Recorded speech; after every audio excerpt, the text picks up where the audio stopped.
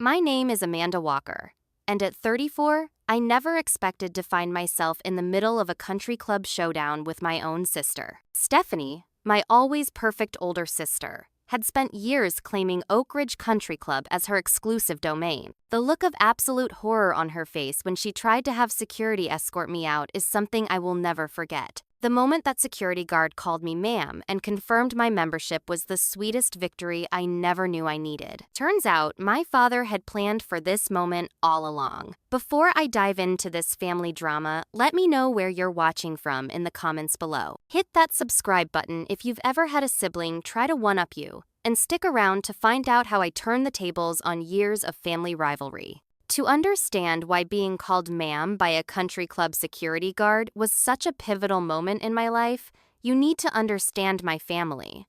The Walkers weren't always wealthy. My father, Richard Walker, started with nothing but determination and a small loan from his grandmother. By the time I was born, however, his software development company had gone public, and suddenly we were thrust into a world of privilege that none of us were prepared for. My mother, Eleanor, embraced our newfound status with surprising enthusiasm. Born into a middle-class family herself, she seemed determined to erase any trace of her humble beginnings. She immersed herself in charity boards, social committees, and country club politics with the fervor of someone who feared it might all disappear if she didn't hold on tight enough. Stephanie, my older sister, by 4 years, watched and learned. By the time she was a teenager, she had perfected the art of social climbing even better than our mother. She was pretty in that classic, unthreatening way that made both men and women comfortable.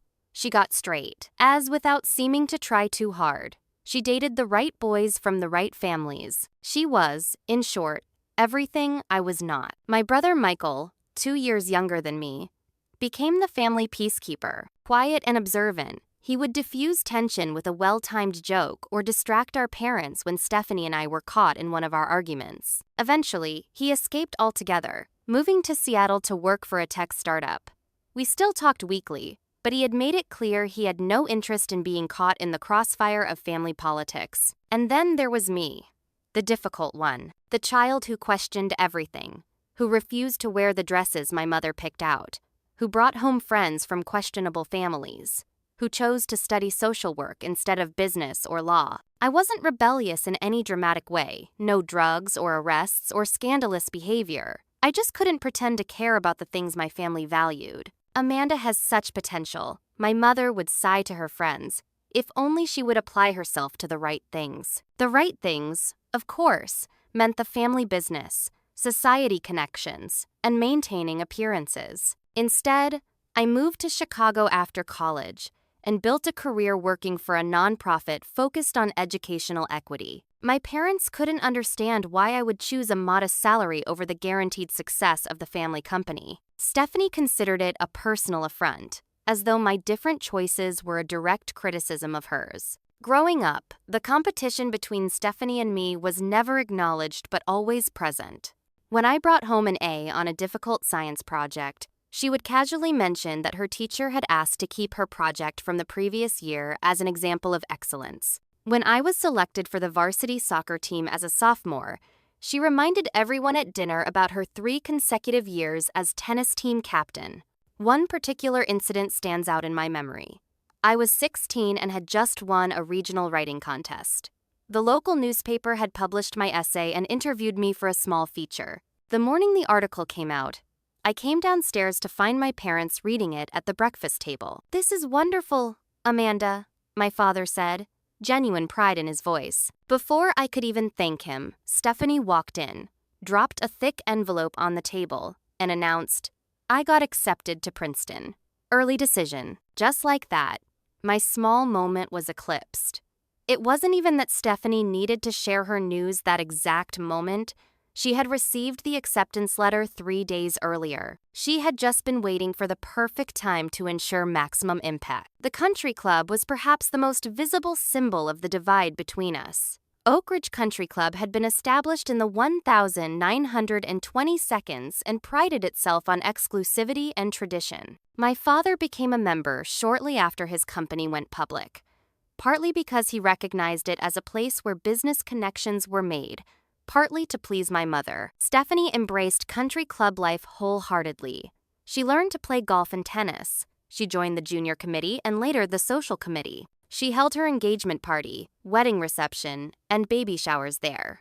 The staff knew her by name and her preferred drink orders. Oak Ridge became an extension of her identity, a physical representation of the status she had achieved. I, on the other hand, avoided the place whenever possible.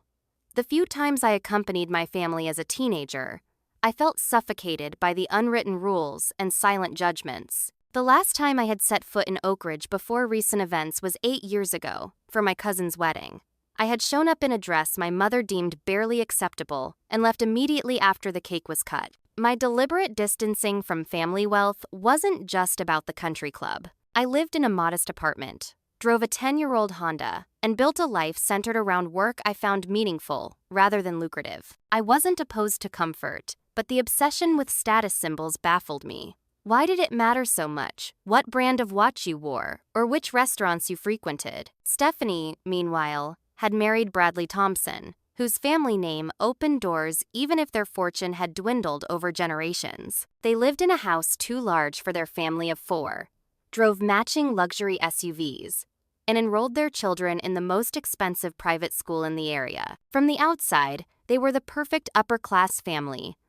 Only later would I learn how precarious that perfection was. I might have continued my comfortable distance from family drama indefinitely if not for my father's heart attack.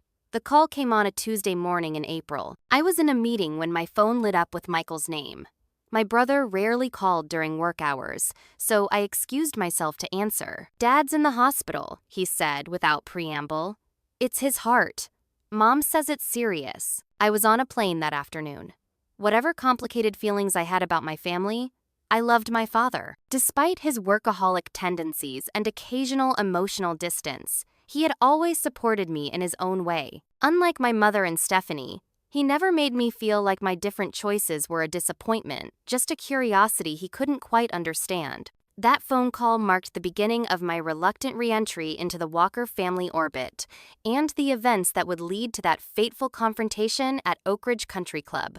After the initial crisis passed and Dad was stabilized, the hospital routine became established. Mom spent most days at his bedside, while Stephanie coordinated with his business partners and made sure the right people knew what had happened. I took the night shift, sitting in the uncomfortable hospital chair while Dad slept, giving Mom a chance to rest at home. By the 4th day, Dad was improving steadily, and the doctors were talking about discharge plans. During one of our brief overlaps at the hospital, I suggested to Stephanie that we have dinner together. "It's been years since we really talked," I said. "Maybe we could grab dinner at Giovanni's." Giovanni's was a family-owned Italian restaurant we had both liked as teenagers, before our paths diverged so dramatically. Stephanie looked up from her phone, a flicker of surprise crossing her face before she composed it into her usual polite smile. "Giovanni's? Is that place still open?" She gave a small laugh. "I haven't eaten there in ages. Why don't we meet at Oak Ridge instead? The food is much better, and I need to check in with the event coordinator about Dad's welcome home gathering anyway." My heart sank. Already, I was being pulled back into her world, where every interaction had to serve multiple purposes and maintain appearances. "I'd really prefer somewhere more casual." I tried again. "I didn't pack anything fancy enough for the club." "Don't be ridiculous, Amanda. You can borrow something of mine if you need to. I have plenty of appropriate dresses that would fit you." Her tone made it clear this was a generous concession on her part. "Let's say 7 tomorrow. I have a meeting with the kids' tutor until 6:30. Before I could object again, she had turned away to answer a text, effectively ending the conversation. And just like that, I was committed to a dinner I didn't want at a place where I knew I wouldn't belong. The next evening, I pulled into Oak Ridge's immaculate circular driveway with a sense of dread. The imposing colonial-style clubhouse looked exactly as I remembered it. White columns, perfect landscaping, and an air of quiet exclusivity that seemed to judge me through my car windows. I had borrowed a simple black dress from my mother's closet, hoping it would be understated enough to avoid attention but formal enough to meet the club's standards. At the entrance, an attendant I didn't recognize looked me over with barely concealed suspicion. "I'm meeting Stephanie Thompson," I said before he could ask. The magic words. His demeanor shifted immediately. Of course. Mrs. Thompson hasn't arrived yet, but you're welcome to wait for her in the main dining room. I followed him through the lobby, painfully aware of my sensible flats and minimal jewelry among the well-heeled members. The dining room was half full, mostly with older couples and a few business meetings. I was shown to a table by the window, with a view of the golf course, where the evening sunlight cast a golden glow over the immaculate greens. 45 minutes later, Stephanie finally arrived, breezing in with the confidence of someone who knew they would be forgiven any inconvenience they caused. She air-kissed my cheek before settling into her chair. Sorry, I'm late. Madeline's tutor had concerns about her French comprehension. She looked me over critically. Is that Mom's dress? It's a bit dated, but I suppose it worked. Before I could respond, a waiter appeared at her elbow. Good evening, Mrs. Thompson. Your usual Hendricks and tonic? Yes. Thank you, Paul. She turned to me. Amanda, just water for now, thanks, I said, not wanting to reveal my ignorance about the club's wine selection. Stephanie's eyebrows rose slightly. Still on that health kick? I remember you posting something about clean eating on Facebook last year. The fact that she had been monitoring my social media while never actually communicating with me directly wasn't lost on me, but I let it slide. How are the kids? I asked, genuinely interested in my niece and nephew despite their mother. This launched Stephanie into a carefully curated montage of her children's achievements, Madeline's advanced piano recitals, Jackson's natural golf ability at only 8 years old, and their excellent grades at Westfield Academy. Each accomplishment was presented like evidence in a court case, proving her superior parenting. Jackson's coach says he's never seen such natural talent in someone so young, she said, signaling to the waiter for a second drink. Bradley thinks we should consider getting him a private instructor this summer. That sounds expensive, I commented without thinking. Stephanie's smile tightened. Well, some things are worth investing in. Not that you would understand, with your career choices. Before I could defend my perfectly fulfilling career, she waved at someone across the room.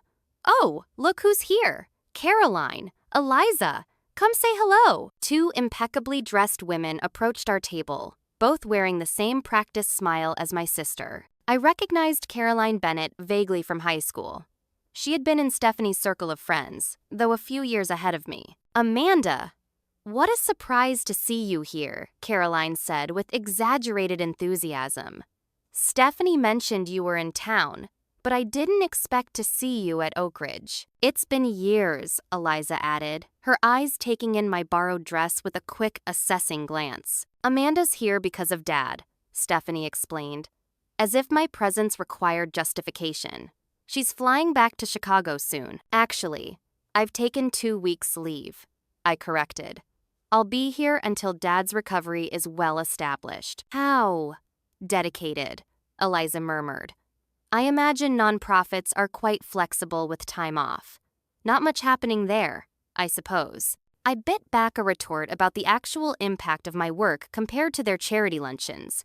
Instead, I smiled tightly and took a sip of water. After a few more minutes of thinly veiled condescension disguised as polite conversation, Stephanie's friends continued to their table, but not before making plans for tennis the following Tuesday that pointedly didn't include me. As we ordered dinner, Stephanie launched into elaborate club gossip, who was feuding with whom on the renovation committee, whose membership application had been quietly rejected, which board member was rumored to be having financial troubles. You really should pay attention to this, Amanda. She chided when my eyes glazed over. These are important connections. You never know when you might need them. When our entrees arrived, I made the mistake of reaching for what I thought was my bread plate. That's not your plate, Stephanie hissed under her breath. Bread plate is on the left. BD rule. Bread drink. Left right. The correction was delivered with such contempt that I felt like a child again, always falling short of the arbitrary standards she set. It's not like you'd ever be here if not for me, she added with a small, satisfied smile. Some of us actually maintain our family responsibilities instead of running off to play social justice warrior. That comment stung more than I wanted to admit. Had I abandoned my family responsibilities? Or had I simply chosen a different path, one that should have been respected rather than constantly denigrated. I managed to get through the remainder of dinner with minimal conversation, nodding at appropriate intervals as Stephanie continued her monologue about club politics and neighborhood status updates. When the check came, she insisted on putting it on her membership account, another reminder of her position here, and my lack of one. As we walked toward the exit, I found myself falling a few steps behind, suddenly exhausted by the effort of navigating this world I had deliberately left behind. A young staff member noticed me hesitate and approached. "Is everything all right, miss?" he asked quietly. "Yes, just." I gestured vaguely, not sure how to explain. He gave me a kind smile. "First time at Oak Ridge can be overwhelming. I'm Taylor, by the way. Let me know if you need anything during your visit." His genuine helpfulness was such a stark contrast to the calculated interactions I'd experienced all evening that I felt an unexpected lump in my throat. "Thank you, Taylor. I'm Amanda." "Amanda!" Stephanie called sharply from the entrance. "We don't socialize with the staff." I thanked Taylor again anyway and followed my sister outside, wondering for the 1,000th time why I had agreed to this dinner. As Stephanie air-kissed me goodbye with reminders about Dad's welcome home party, I couldn't help feeling I'd made a terrible mistake in coming back home. Some wounds, it seemed, time hadn't healed at all. It had just given them space to fester. 3 days later, my father was discharged from the hospital. The doctors had inserted 2 stents and prescribed a regimen of medications, dietary restrictions, and lifestyle changes that my mother immediately took charge of implementing. Dad was ordered to work no more than 4 hours a day for the first month, a restriction that clearly chafed at him, but that he grudgingly accepted under Mom's watchful eye. A week after his return home, we received a call from James Harrington, my father's longtime attorney. He requested a family meeting to discuss some important matters regarding my father's estate. The gravity in his voice suggested this wasn't a routine check-in. The meeting was set for Thursday afternoon at our parents' home. I arrived early to help Mom prepare the living room and make sure Dad was comfortable. Stephanie and Bradley arrived precisely on time, both dressed as if for a board meeting rather than a family discussion. James arrived shortly after, his familiar weathered face more serious than usual. After exchanging pleasantries and inquiring about Dad's health, he got straight to business. "Richard has asked me to review his estate plan with all of you present," he explained, opening his leather portfolio. In light of his recent health concerns, he wants to ensure everyone understands his wishes. My stomach tightened. I hadn't given much thought to my father's estate, having long assumed that Stephanie and Bradley would handle most of those matters, given their involvement in the family business. "As you know," James continued, "Walker Technologies represents the bulk of Richard's assets. Stephanie, as Vice President of Operations, you've been integrally involved in the company's management for the past decade." Stephanie nodded, a small smile of satisfaction on her lips. "However," James said, turning a page in his notes, "Richard has made some adjustments to his estate distribution that he wants to clarify today." The slight shift in James's tone caught everyone's attention. Stephanie sat up straighter, while Bradley's hand moved to rest on her knee. The previous arrangement allocated 60% of company shares to Stephanie, 25% to Michael, and 15% to Amanda upon Richard's eventual passing. James glanced at my father, who nodded for him to continue. "The revised plan equalizes this distribution. Each child will receive 33% of the shares, with 1% allocated to a trust for the grandchildren." The silence that followed was absolute. I stared at James. Sure, I had misheard. "That's not possible," Stephanie finally said, her voice tight. "I'm the only one who's committed to the company. I've spent my entire career there while they pursued other interests. It's my company," Dad said quietly but firmly, "and my decision about how to distribute my assets." "But Dad," Stephanie protested, "Amanda hasn't even visited the offices in years. She knows nothing about the business, and Michael's completely invested in his Seattle startup. This makes no sense." "It makes perfect sense to me," Dad replied. "Walker Technologies was always meant to be a legacy for all my children, whether or not you chose to work there directly." James cleared his throat. "There are provisions for professional management to continue, regardless of the shareholders' personal involvement. No one would be required to take an active role if they choose not to. Stephanie's face had flushed an angry red.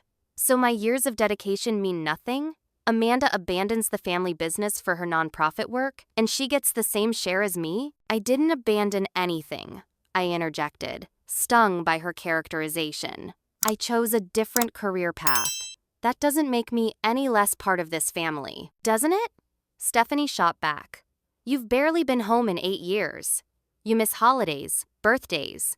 You check in with a phone call once a month if we're lucky. And now you swoop in when Dad's sick, and suddenly you're entitled to an equal share? That's enough, Stephanie, my father said, his voice firm despite his weakened state. My decision is final. This isn't about who deserves more based on their involvement with the company. You're all my children, and you'll be treated equally in my estate. The meeting continued with James outlining other details of the estate plan, but Stephanie had clearly stopped listening. She sat rigid beside Bradley, who occasionally whispered in her ear, presumably trying to calm her. After James departed, the tension in the room was palpable. Mom excused herself to the kitchen, clearly wanting no part in the impending confrontation. Dad closed his eyes, suddenly looking exhausted. I think you should rest now, Richard, Bradley suggested, his tone solicitous but his eyes cold. Once Dad had been helped upstairs, Stephanie rounded on me in the living room. Are you happy now? She hissed. This is what you came back for, isn't it? What are you talking about? I came back because Dad had a heart attack. How convenient that his brush with mortality made him reevaluate his estate plan while you were here to influence him. I stared at her in disbelief. You think I manipulated Dad into changing his will while he was recovering from a heart attack? Do you even hear yourself? I hear someone who abandoned her family responsibilities for years, suddenly taking an interest when there's money involved. That's absurd. I didn't even know about any of this until today. Bradley stepped between us, ever the diplomat. Ladies, perhaps we should continue this discussion when emotions aren't running so high. There's nothing to discuss, Stephanie snapped. It's clear where things stand. Some of us dedicate our lives to preserving the family legacy, while others get rewarded for doing absolutely nothing. She grabbed her designer handbag and stalked toward the door, Bradley following in her wake. Before leaving, she turned back to me. Enjoy your windfall, Amanda. I hope it was worth selling out your principles about not wanting the family money. The door slammed behind them, leaving me standing alone in the suddenly silent house. Later that evening, I found my mother in the sunroom, arranging flowers with the precise attention she gave to all household tasks. Did you know? I asked her without preamble. About Dad's changes to the will? She sighed, setting down her scissors. He mentioned he was considering it. I told him it would cause problems, but you know your father. Once he makes up his mind, why would he do this now? Mom's hands fidgeted with the stem of freesia. His heart attack changed his perspective. He said life was too short for scorekeeping. She hesitated. And he's worried about Stephanie. Worried? Why? She's the successful one with the perfect life. A strange expression crossed my mother's face. Appearances can be deceiving, Amanda. Stephanie and Bradley have been struggling. Financially? I asked, surprised. Their lifestyles certainly didn't suggest any money problems. Bradley made some unfortunate investments last year, and their spending has always exceeded their saving. She arranged another flower with careful precision. The country club membership alone costs them nearly $20,000 annually. $20,000? For what? The right to eat overpriced food and play golf? It's not just about the amenities, Mom said, a defensive edge in her voice. It's about the connections, the status. Stephanie has built her entire social identity around her position at Oak Ridge. It's where her children take swim lessons, where Bradley networks with clients, where she chairs the charity gala committee. Suddenly, Stephanie's obsession with the club made more sense. It wasn't just a status symbol. It was the foundation of her carefully constructed image. An image that was apparently more precarious than I'd realized. The next morning, I made an attempt at reconciliation, calling Stephanie to suggest coffee. The call went to voicemail. I sent a text. Can we talk? Just the two of us? Hours later, her reply came through. Nothing to discuss. Handling Dad's welcome home party arrangements. Don't worry about helping. That afternoon, I went to the local coffee shop and overheard two women at the next table. Did you hear about Richard Walker's estate plan? Stephanie was absolutely blindsided. After everything she's done for that company, he's giving equal shares to all three children, including the one who ran off to Chicago. Wasn't she always the difficult one? That's what I heard. Stephanie thinks she's just after the money. Swooped in right when Richard was vulnerable. I didn't stay to hear more, but the encounter confirmed what I should have known. Stephanie was already controlling the narrative, painting me as the greedy prodigal daughter. Some things never changed. 2 weeks after his discharge from the hospital, my father decided he wanted a proper family celebration to mark his recovery. Despite my mother's concerns about him doing too much too soon, he insisted. Nothing elaborate, he promised. Just dinner with the family at the club. I've been cooped up in this house long enough. And so it was decided. We would gather at Oak Ridge Country Club the following Saturday evening. I knew immediately this would be Stephanie's domain. Her chance to reassert control after the upset of the estate meeting. I spent an embarrassing amount of time preparing for the dinner. I went shopping for a new dress, something that would be appropriate for the club's dress code without looking like I was trying too hard. I settled on a navy blue sheath dress with a modest neckline and hem, paired with the pearl earrings my grandmother had left me. I even researched proper table etiquette, determined not to give Stephanie another opportunity to correct me publicly. When Saturday arrived, I deliberately got to the club 15 minutes early. I didn't want to arrive with my parents and be perceived as needing their escort, but I also didn't want to be late and make a conspicuous entrance. The strategy backfired, however, as it meant I had to navigate the club's reception alone. "Good evening," I said to the host at the entrance. "I'm here for the Walker family dinner." Richard Walker's table? The host, an older man with silver hair and a perpetual slight frown, consulted his reservation book with deliberate slowness. Walker. Ah, yes. Richard Walker. Party of 8. 7 o'clock. He looked up at me with thinly veiled suspicion. "And you are?" "Amanda Walker. His daughter, I see." His tone suggested he didn't quite believe me. "The reservation is under Mrs. Thompson's membership. I don't see your name on our approved guest list." Of course, Stephanie had managed to complicate even this simple interaction. "Perhaps you could check with my father? They should be arriving shortly." The host looked as if he might argue further. But just then, my parents appeared at the entrance. Dad was moving more slowly than usual, leaning slightly on Mom's arm, but his color was good and he was dressed immaculately in a suit that had been freshly pressed for the occasion. "Amanda, you're early," he said with genuine pleasure. "Gerald, this is indeed my daughter. She'll be joining us tonight." Gerald's demeanor shifted immediately. "Of course, Mr. Walker. My apologies for the confusion. Right this way, please." He led us to a prime table overlooking the golf course, where the setting sun cast long shadows across the manicured greens. Michael had arrived from Seattle the day before and was meeting us directly at the club. He arrived minutes after we were seated, giving me a conspiratorial wink as he took his place beside me. "How's it going, troublemaker?" he muttered under his breath, nodding toward the entrance where Stephanie, Bradley, and their 2 children were making their entrance. Stephanie had outdone herself, dressed in a designer outfit that probably cost more than my monthly rent. Bradley and the children were similarly outfitted, the very image of country club royalty. Madeline, now 12, had her mother's perfect posture and practiced smile. Jackson, at 8, looked less comfortable in his blazer and tie, tugging at his collar when he thought no one was looking. "Sorry we're late," Stephanie announced, though they were precisely on time. The tennis lesson ran over, and then we had to change. She made a show of helping Dad into his chair, though he clearly didn't need the assistance. "Daddy, you look wonderful. Doesn't he look good, everyone? The rest has done wonders." The waiter appeared to take drink orders. Stephanie didn't wait for anyone else to speak. "Bradley and I will have the Veuve Clicquot. Mom, your usual Chardonnay? Dad shouldn't have alcohol with his medication, so sparkling water with lime for him.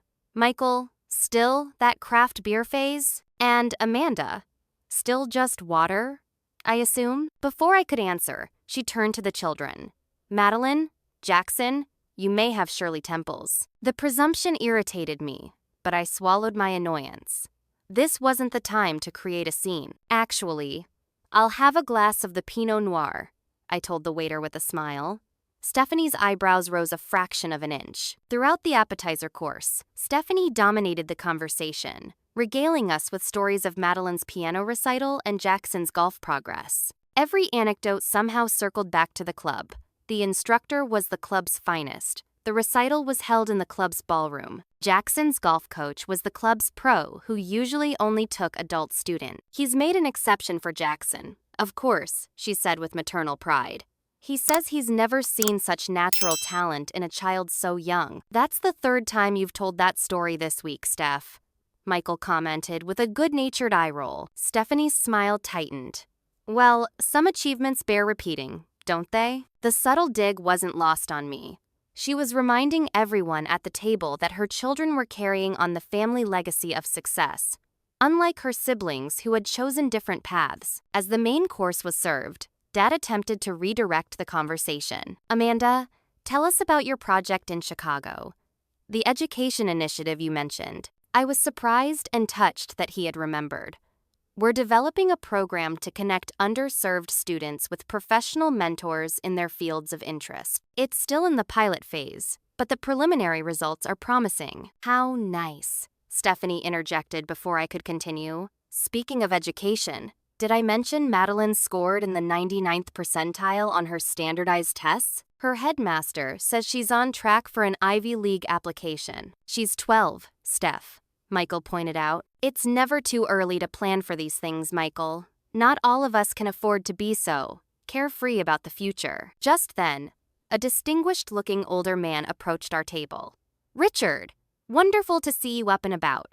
The club hasn't been the same without you. William. My father greeted him warmly. Thank you for the flowers. Very thoughtful. William is the club president, Stephanie explained to me, though I hadn't asked. He and Bradley are on the membership committee together. William turned his attention to me. And you must be the elusive Amanda. Stephanie mentions you occasionally. I could only imagine what she had said. Nice to meet you, William. Amanda's visiting from Chicago, Stephanie added quickly.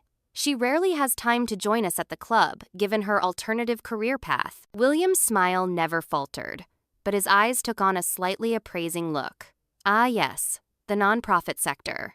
Admirable work, I'm sure, though one wonders about the practical applications. Before I could formulate a response that wouldn't embarrass my father, William had already turned back to Dad and Bradley, smoothly transitioning to a discussion about the upcoming board elections. As dessert was served, Stephanie rose to offer a toast to Dad's continued recovery and to family togetherness, however brief it might be. Her eyes flickered meaningfully toward me. Some of us are committed to being here for the long haul, supporting the Walker legacy day in and day out. But we appreciate those who can tear themselves away from their distant lives to join us on special occasions. The backhanded nature of her toast made my cheeks burn, but I maintained my composure, raising my glass with the rest of the family. As I took a sip, a passing waiter bumped my elbow, causing my wine to slosh dangerously close to the rim of the glass. Nothing spilled, but Stephanie reacted as if I'd upended the entire glass on the white tablecloth. Amanda, do be careful.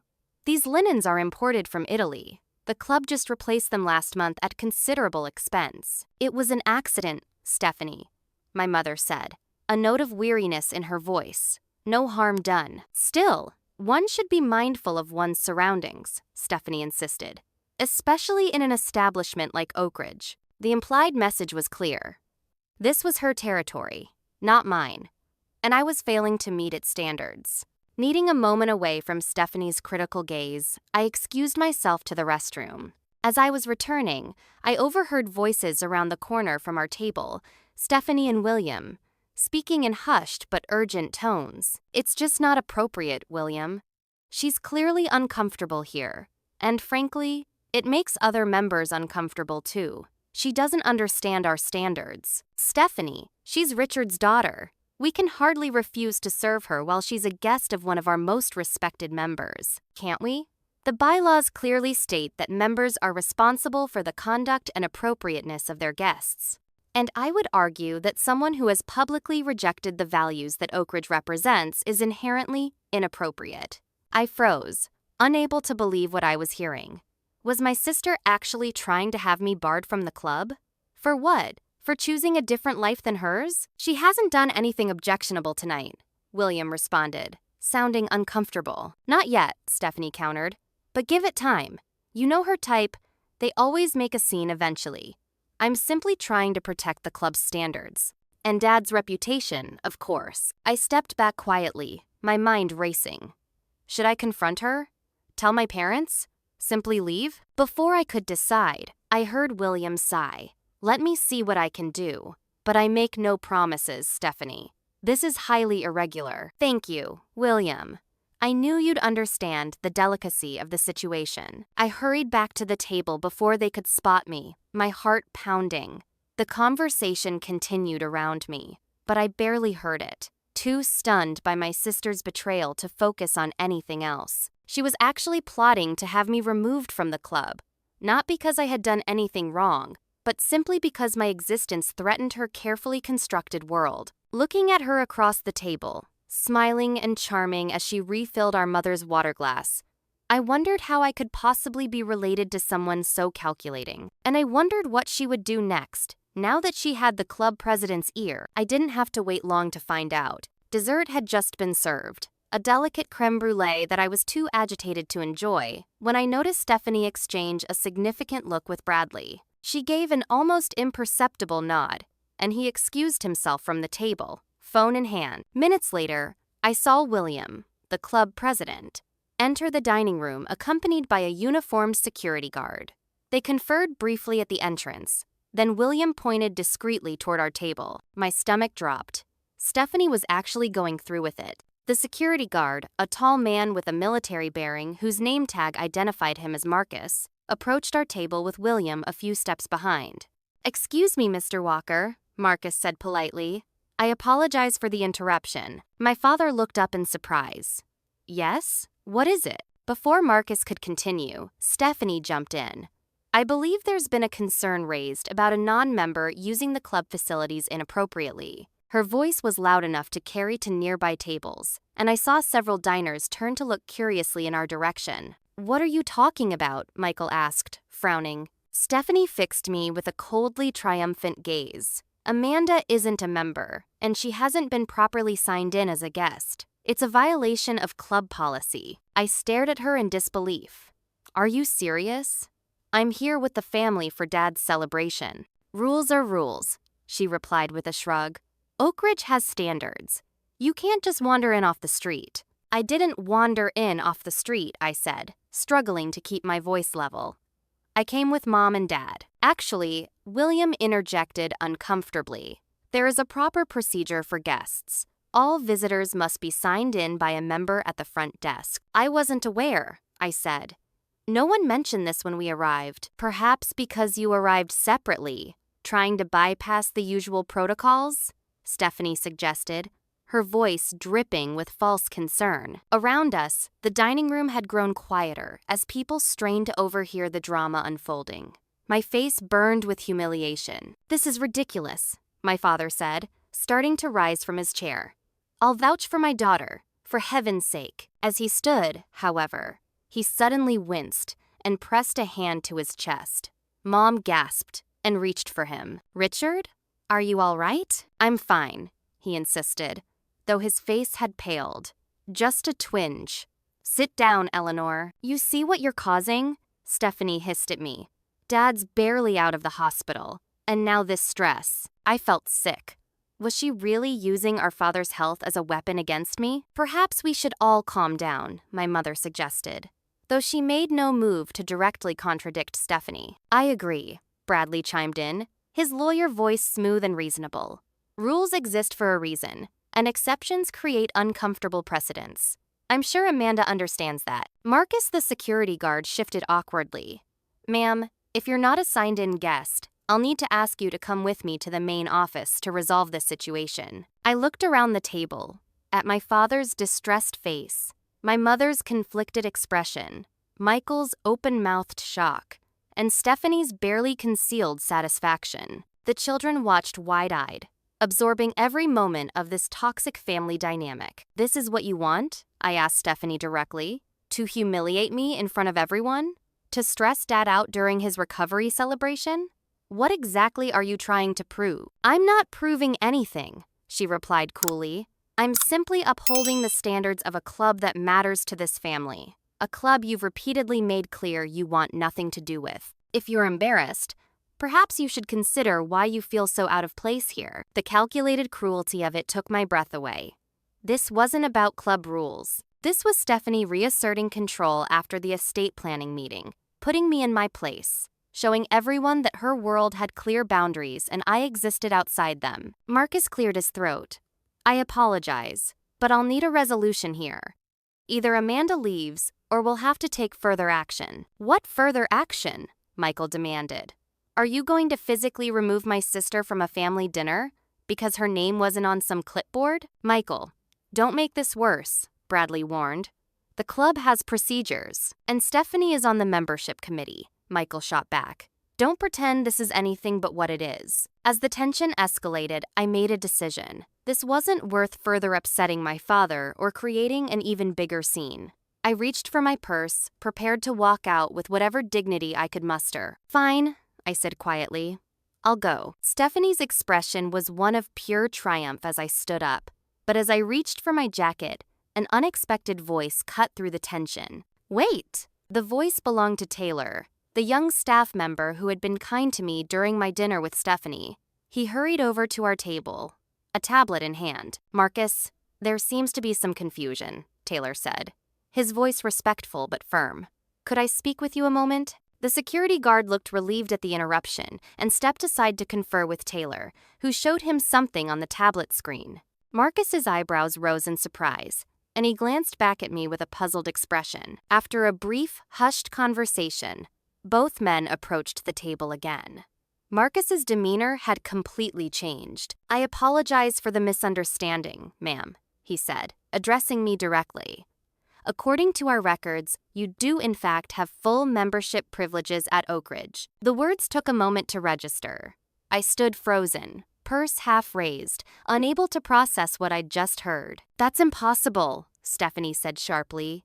"Amanda isn't a member. She's never been a member." "Actually, Mrs. Thompson," Taylor replied, turning the tablet so she could see the screen, "Miss Walker has been a member in good standing since 2005. Her membership has been continuously renewed and paid up through the current year." "Let me see that," Stephanie demanded, snatching the tablet. Her face paled as she read whatever was displayed there. "There must be some mistake," Bradley insisted, moving to look over her shoulder. My father cleared his throat. All eyes turned to him, and for the first time that evening, he looked completely at ease, almost amused. "There's no mistake," he said quietly. "I established memberships for all 3 of my children when the family joined Oak Ridge. Amanda, yours has been maintained all these years, whether you chose to use it or not." A memory suddenly surfaced. Dad telling me when I was 18 that I would always have a place at Oak Ridge if I wanted it. I had dismissed it as a figure of speech, never imagining he meant a literal, paid membership that had apparently been maintained for over 15 years. "You knew?" I asked him, stunned. He nodded. "Of course I knew. I pay the dues every year." His gaze shifted to Stephanie. "For all my children." "But why didn't you tell me?" I asked. "You made it clear you weren't interested in club life," he replied simply. "I respected that choice, but I wanted the option to always be there for you, should you ever change your mind." William, the club president, had turned an interesting shade of red. "Richard, I had no idea." Stephanie indicated that Amanda was not affiliated with the club. "Amanda's membership predates Stephanie's by 2 years. Actually," my father said mildly, "I registered her when she turned 16. Stephanie had to wait until her 18th birthday due to a change in club policy." The implications of this statement hung in the air. Not only was I a member, but I had seniority over Stephanie, a fact that clearly had never been disclosed to her until this moment. Stephanie's face had moved from pale shock to flushed anger. "This isn't possible. Check again. There must be some administrative error." Marcus shifted uncomfortably. "The records are quite clear, Mrs. Thompson. Miss Walker's membership has been active and in good standing since 2005. And who's been paying these membership dues all these years? Stephanie demanded. Amanda certainly hasn't. I have, my father repeated firmly. Just as I've paid Michael's dues, though he uses his membership even less frequently than Amanda does. Michael gave a small, surprised laugh. I have a membership too? Dad, you're full of secrets tonight. Not secrets, my father corrected. Just contingencies. I wanted all my children to always have a place here, whether or not they chose to use it. The realization of what had happened began to sink in around the table. Stephanie had attempted to have me publicly humiliated and removed from the club, only to discover that not only was I a legitimate member, but my membership actually preceded hers. I believe this resolves the issue, William said quickly, eager to extract himself from the situation. Marcus, please ensure Miss Walker's information is properly updated in the system. Richard, Eleanor, please accept the club's sincere apologies for the confusion. With that, he beat a hasty retreat, followed by a still confused Marcus. Taylor gave me a small, encouraging smile before returning to his duties, leaving our family alone in the aftermath of Stephanie's failed power play. The silence at our table was deafening. My mother looked mortified. Michael was clearly trying not to laugh, and the children watched the adults with wide, uncertain eyes. Bradley studied his dessert with sudden, intense interest. And Stephanie looked as if her entire world had just crumbled beneath her feet. The carefully constructed narrative of her exclusive domain had been publicly shattered.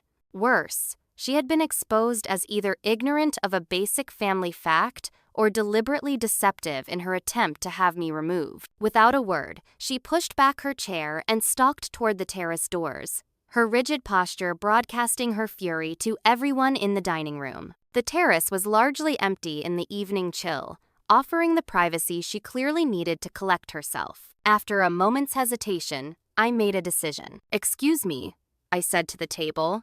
I'll be right back. I followed my sister outside, knowing that this confrontation was long overdue. The evening air held the crisp bite of early spring as I stepped onto the terrace.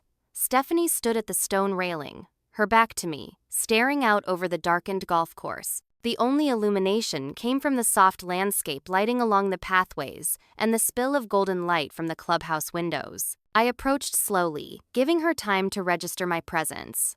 When I was a few feet away, she spoke without turning. Come to gloat? To enjoy your victory? Her voice was brittle with suppressed emotion. This isn't about winning or losing, Stephanie. She gave a harsh laugh. Isn't it? It's always been a competition between us. Don't pretend otherwise. A competition you created, I pointed out, moving to stand beside her at the railing. I never wanted to compete with you. I just wanted to live my own life. She finally turned to face me, and I was startled to see the sheen of unshed tears in her eyes. You got to leave, she said, her voice barely above a whisper. You walked away from everything.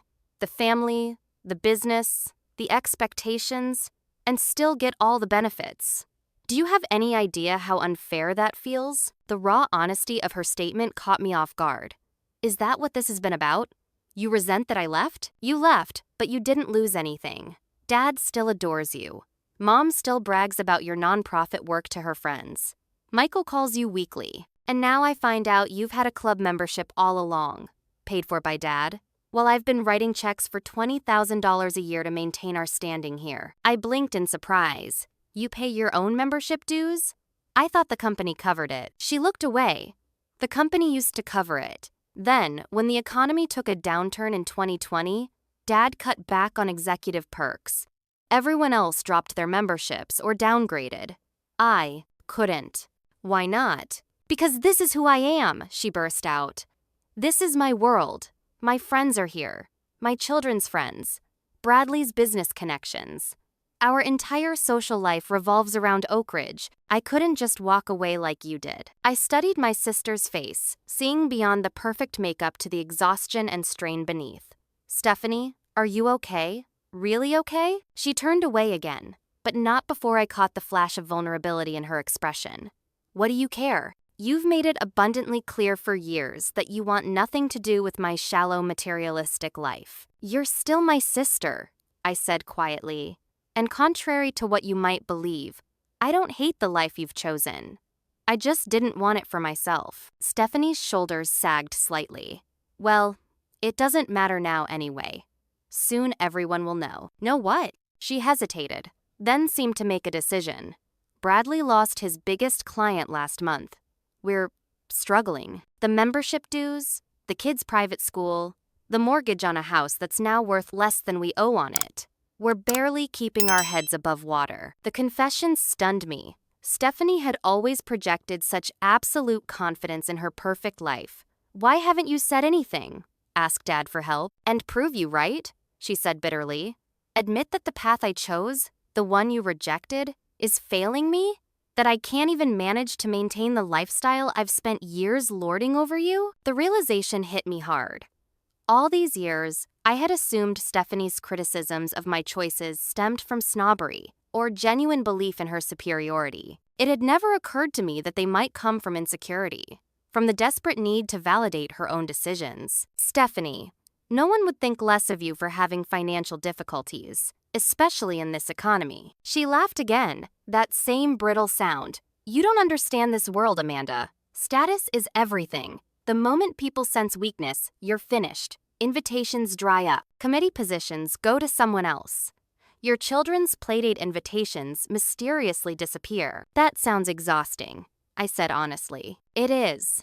For a moment, the facade cracked completely, and I saw the real Stephanie, tired, afraid, and overwhelmed by the pressure of maintaining appearances. But it's the life I chose, the life I built. And now it's falling apart, and I don't know how to stop it. Does Bradley know how worried you are? Her expression darkened. Bradley's part of the problem. He's been gambling again.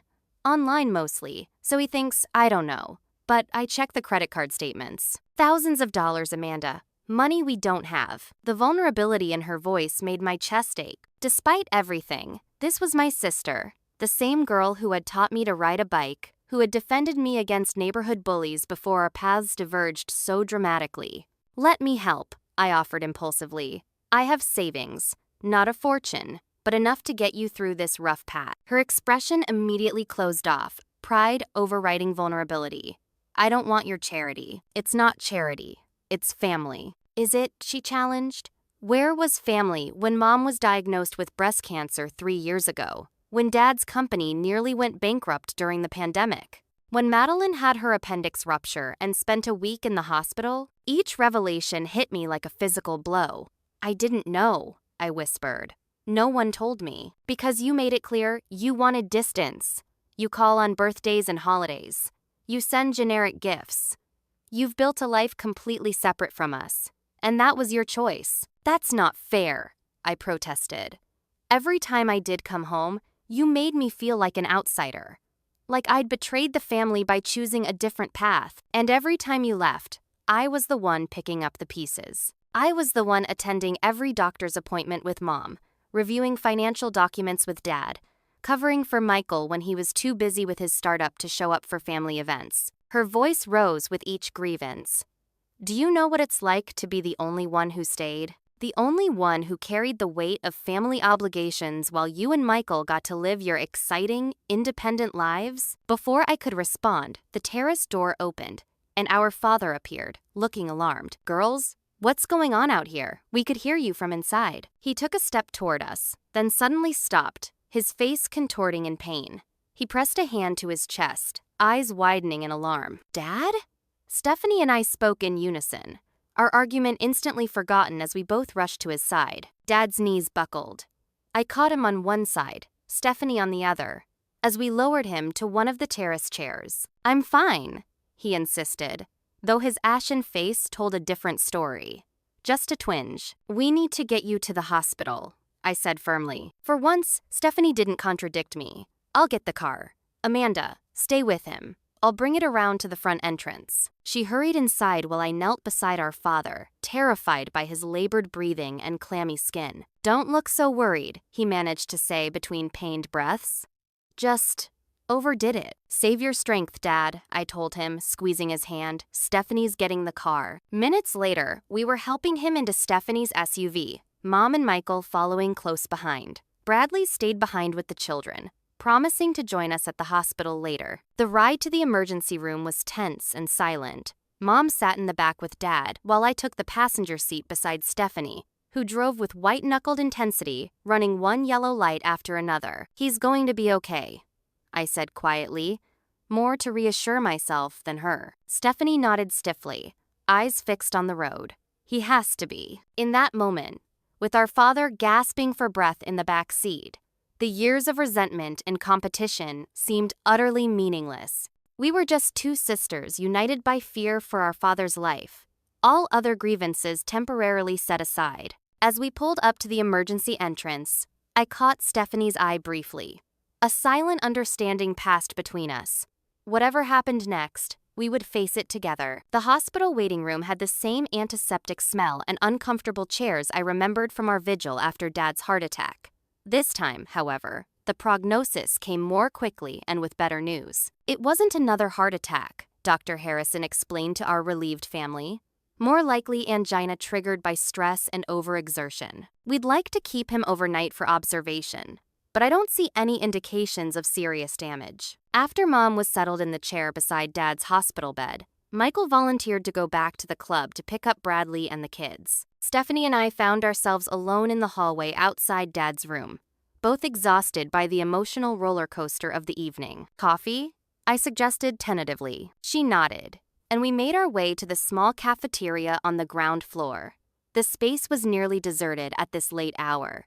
Just a few night shift nurses grabbing quick meals before returning to their stations. We sat across from each other at a small table, steam rising from our paper cups.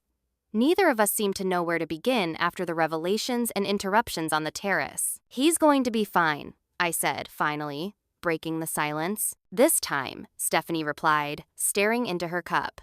"But he needs to slow down. Really slow down. You sound worried." She looked up at me with tired eyes. "I've been worried for years, Amanda.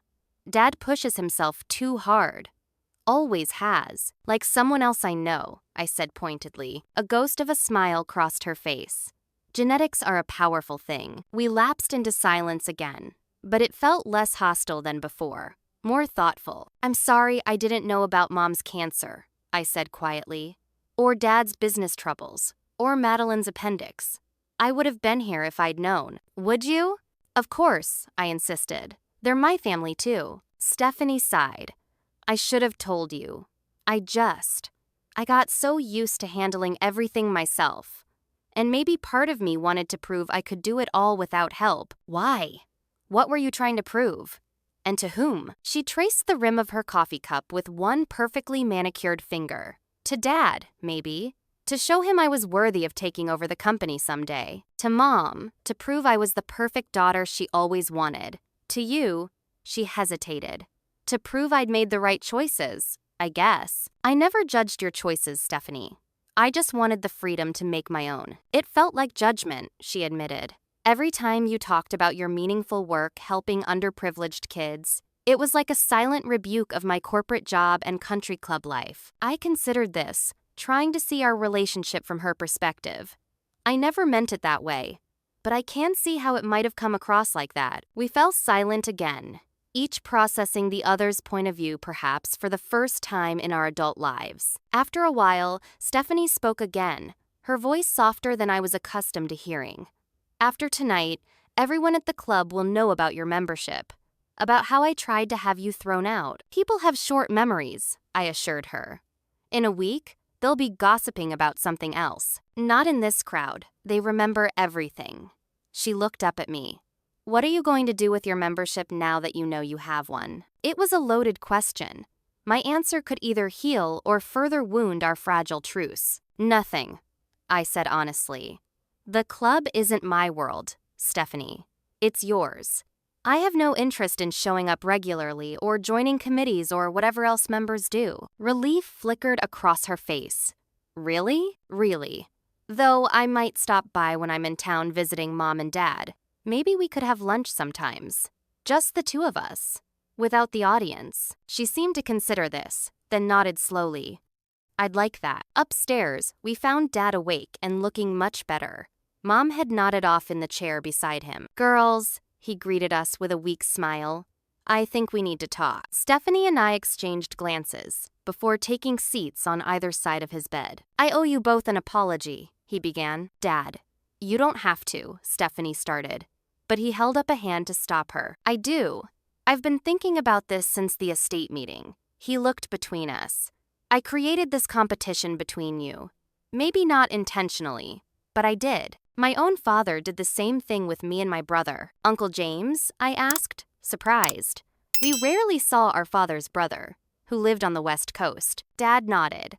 We haven't spoken in nearly 15 years. Same story, different choices, growing resentment, until eventually there was nothing left of our relationship but bitterness. He reached for our hands, one in each of his. I don't want that for my daughters. Life's too short, and family is too precious. I should have done more to bridge the gap between you instead of letting it widen year after year. It's not your fault, Dad, Stephanie said softly. Not entirely, he agreed, but I played my part. I rewarded certain choices and quietly disapproved of others. I treated the company as the ultimate measure of success and commitment to the family. He squeezed our hands. I was wrong. There's room in this family for different paths, different definitions of success. I see that now. The sincerity in his voice brought tears to my eyes. Better late than never, I managed to say with a small smile. Much better, he agreed. Now, about this club business. It's fine, Dad, I assured him. I appreciate that you kept the membership for me all these years, but you don't have to keep paying for it. I'm not going to use it regularly. What if I want to? He countered. What if I want a place where all my children can gather when they're in town? Where we can have family dinners without anyone feeling like a guest or an outsider? Stephanie and I exchanged looks again, a new understanding forming between us. I think we could manage occasional family dinners, Stephanie said carefully. Without attempting to have each other escorted out? Dad asked, with a hint of his usual humor. I make no promises, I replied, but I smiled to show I was joking. Mostly, 2 weeks later, after Dad was home and fully recovered, I extended my stay in town. I had conversations with my boss in Chicago about working remotely for a while, and to my surprise, he was supportive of the arrangement. Stephanie and I began the slow process of rebuilding our relationship. It wasn't easy. Decades of competition and resentment couldn't be erased overnight, but we started with small steps. Weekly coffee meetings at a neutral location, not the country club, honest conversations about our lives, and a mutual agreement to stop assuming the worst about each other's intentions. I helped her review their family finances and develop a realistic budget that didn't require keeping up appearances at all costs. She helped me navigate reconnecting with family, friends, and local contacts who might support the expansion of my education nonprofit to our hometown. During my third week back, I suggested we meet at a small cafe downtown instead of our usual coffee shop. When Stephanie arrived, I pushed a small envelope across the table to her. "What's this?" she asked, opening it cautiously. Inside was my Oak Ridge Country Club membership card. "I want you to have it," I said. "You're right. It's your world, not mine. And with Bradley's financial situation, having a second membership in the family is just wasteful." She stared at the card for a long moment, then slowly pushed it back toward me. "Keep it," she said. "Dad was right about having a place for the whole family to gather. And besides," she added with a small smile, "someone needs to shake up those stuffy membership committee meetings. Might as well be my radical sister from Chicago." I laughed, genuinely touched by the gesture. "Maybe we could go together sometimes. You could teach me which fork to use for what, and you could teach me how to stop caring so much about which fork to use for what," she replied. It wasn't a perfect resolution. We still had moments of tension and misunderstanding. Years of established patterns couldn't be changed overnight, but we had made a beginning, found a path forward that allowed us both to be part of the family while respecting our different choices. The country club incident had forced us to confront the wealth and status issues that had divided us for so long. In the end, we realized that true belonging isn't about membership cards or social status, but about being accepted for who you are, differences and all. A few months later, when I finally returned to Chicago, I kept my Oak Ridge membership card in my wallet, not because I planned to use it regularly, but as a reminder that I would always have a place at the table, not as Stephanie's guest or my father's daughter, but as a walker in my own right. Have you ever experienced family conflict over different life choices or values? How did you resolve it? Or are you still working through it? Share your thoughts in the comments below. And if this story resonated with you, please hit that subscribe button and give this video a thumbs up so more people can find it. Remember, sometimes the family drama that seems insurmountable can actually be the beginning of deeper understanding and healing. Thank you for joining me for this story, and I'll see you in the next video.